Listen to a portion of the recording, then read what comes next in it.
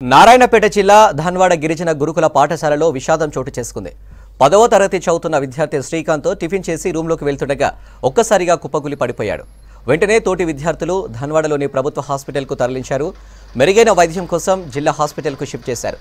గుండెపోటుతో శ్రీకాంత్ మరణించినట్లు డాక్టర్లు తెలిపారు.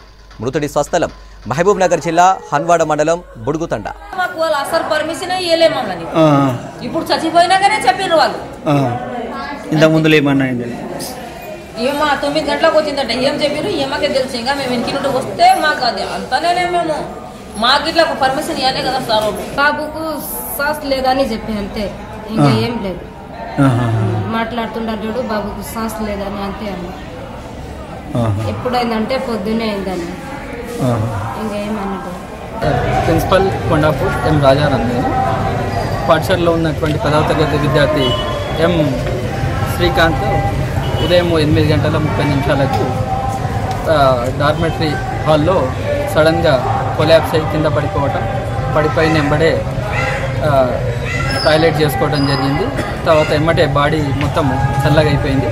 ఇమ్మీడియట్గా మేము ధన్వాడ పిహెచ్సికి షిఫ్ట్ చేయడం జరిగింది. అక్కడ డాక్టర్లు పరిశీలన చేసి నారాయణపేటకి షిఫ్ట్ చేయమని చెప్పడంతో నారాయణపేట తీసుకొచ్చారు. అక్కడ డాక్టర్లు చాలాసేపు అతని పల్స్ పరిశీలన చేసి సిపిఆర్ కూడా చేయడం జరిగింది.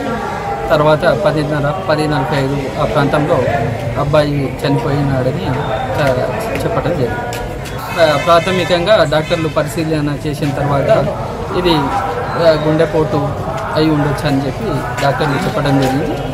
మళ్ళీ ఇప్పుడు పోస్ట్మార్టం తర్వాత పూర్తి వివరాలు తెలుస్తాయి. ఏజ్ 15 సంవత్సరాలు.